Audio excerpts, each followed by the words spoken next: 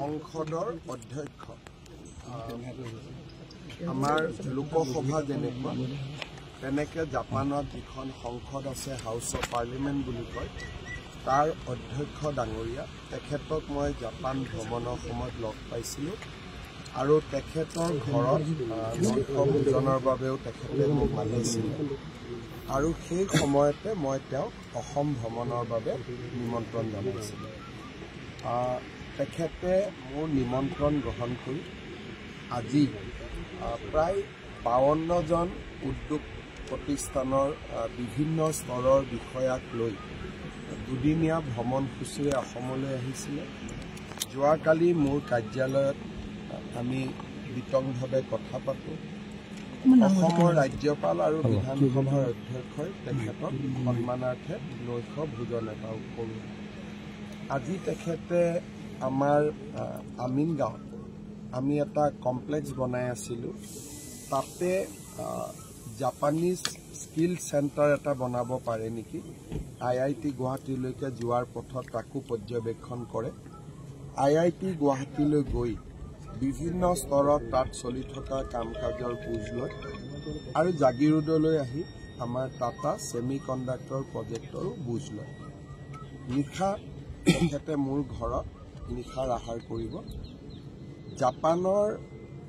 যিটো তেওঁলোকৰ মানসিকতা তেওঁলোক খুব লাহে লাহে খোজ কাঢ়ে হাতীৰ খোজতকৈ তেওঁলোকে লাহে লাহে খোজ কাঢ়ে সিদ্ধান্তবোৰ ভাবি চিন্তি লয় কিন্তু এবাৰ যদি সিদ্ধান্ত লয় তেতিয়াহ'লে তাত তেওঁলোক খুব স্থিৰ হৈ থাকে মই জাপানত যোৱাৰ পিছত জাপানৰ এম্বেছাডৰে অসমত দুবাৰ আহিলে জাপানৰ আন এটা উদ্যোগপতিৰ দল এডভান্টেজ অসমৰ সময়ত আহিলে আৰু জাপানৰ ইণ্টেলেকচুৱেল সকলো আমাৰ আন এখন সভাৰ কাৰণে অসমলৈ আহিছিল মোৰ জাপান ভ্ৰমণৰ পিছত এইটো চতুৰ্থ হাই লেভেল জাপানিজ ডেলিগেশ্যন যোন অসমলৈ আহিছে ইয়াৰ ভিতৰতে জাপানে পৰ্যটনৰ ক্ষেত্ৰত অসমত থকা নিষেধাজ্ঞাসমূহো প্ৰত্যাহাৰ কৰিছে আৰু জাপানিজ মানুহৰ অহা যোৱা আমাৰ অঞ্চললৈকে বাঢ়িছে এই ভিজিটবিলাক খুব সোনকালে নহয় কিন্তু মোক এম্বেচিৰ আমাৰ মানুহবিলাকে ফিডবেক দিয়া মতে যে অসমলৈ কম সময়তে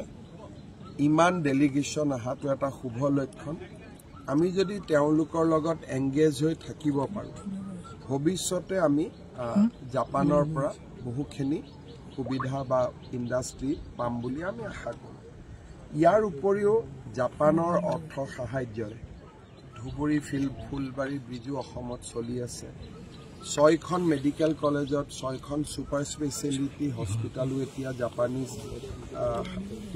সাহায্যৰে আমি ইয়াত কৰিম অসমৰ ফিচাৰীৰ ওপৰতো তেওঁলোকে আমাক সহায় আগবঢ়াইছে কিন্তু এইবাৰ আমি লক্ষ্য কৰিছোঁ যে বিনিয়োগ আৰু বিনিয়োগৰ দৃষ্টিভংগীৰে এই ভিজিটবিলাক হৈছে আৰু মই আশাবাদী যে লাহে লাহে বৰফ নিশ্চয় গলিব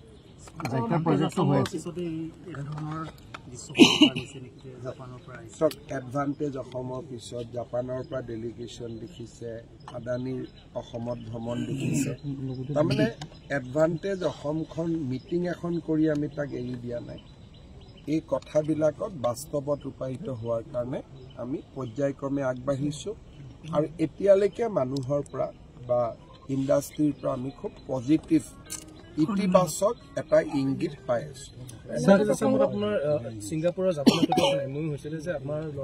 সেইখিনিতো খুব সোনকালে হৈ যাব সেইখিনিতো মই ভাবিছোঁ যে অহা 2-3 মাহত হৈ যাব যিখিনি চুক্তি হৈ গ'ল সেইখিনিতো হ'বই এইখিনিতো আমি এটা বৃহৎ বিনিয়োগৰ কাৰণে চেষ্টা কৰি আছোঁ ছাৰ নেশ্যনেল মিডিয়াৰ কাৰণে অলপ কৈ দিয়ক today speaker of Japanese House of Parliament he visited Assam along with a huge business delegation he visited IIT Guwahati he interacted with the official of state government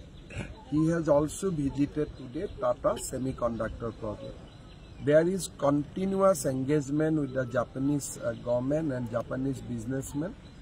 and we hope that in due course Assam will see Japanese investment also. কামটো তীব্ৰ গতিত চলি আছে কিন্তু মইতো এইটোৰ বিষয়ে মোৰ আইডিয়া নাই গতিকে দিনে ৰাতিয়ে কাম চলি আছে গতিকে মই ভাবো যিটো পৰ্যায়ত শেষ হ'ব লাগে শেষ হৈ যাব কিন্তু ইয়াত কতো বিৰাম নাই আৰু অসমৰ ল'ৰা ছোৱালীবিলাকো তেওঁলোকে বেংগালুৰুত ট্ৰেইনিং কৰাই আছে নতুনকৈ ইঞ্জিনিয়াৰ গৈছে অমুক গৈছে আমি চেষ্টা কৰিছোঁ যাতে 100% অসমীয়া ল'ৰা ছোৱালীয়ে কাম কৰিব পাৰে আৰু এতিয়ালৈকে যিমানবোৰ নিযুক্তি হৈছে আপোনালোকে দেখিছে অসমীয়া ল'ৰা ছোৱালীয়ে কাম কৰি আছে ইতিমধ্যে নিৰ্বাচনী প্ৰচাৰ ভূপেন বৰাই আজি এটা কথা কৈছে যে আপুনি সুজনিত কথাখিনি আকৌ অখিলগগৈয়ে নামত কৰিব ক'ব পাৰে মই কি কৰিম এতিয়া ইয়াৰ লগত মোৰ কি কথা আছে যোনে যি কয় কৈ থাকিব এইটোৰ লগততো মোৰ কোনো কথা নাই মোৰ কথা কোনোবাই কয় মইতো কাৰো কথা নকওঁ গতিকে মোক যদি কোনোবাই নেতা বুলি মানি লয় মোৰ কি আপত্তি আছে আপোনালোকে নিৰ্বাচনী প্ৰচাৰত বিভিন্ন ধৰণৰ কথা কৈছে কিন্তু তেওঁলোকে প্ৰচাৰৰ মাজত আকৌ আপোনাৰ আৰু অখিলগগৈক সমালোচনা কৰিহে কথা কৈছে ভাল কথা মোক সমালোচনা কৰিলেতো মোৰ দীৰ্ঘায়ু হয় গতিকে মইতো ভালেই পাওঁ মোক সমালোচনা কৰি মোক সমালোচনা কৰাত চবকে মাফ আছে যোনে তোনে মোক সমালোচনা কৰিব ভূপেন বৰা ডাঙৰীয়াই কৈছে ছাৰ যে নতুন গাড়ী কিনা নাই চৰকাৰী গাড়ীহে কিনিব ভূপেন বৰা ইতিহাসত থাকিব নে ছেমি কণ্ডাক্টৰ প্ৰজেক্ট লৈ হিমন্ত বিশ্ব শৰ্মা ইতিহাসত গতিকে ইমানতে বিতৰ্কবিলাক শেষ হৈ যোৱা ভাল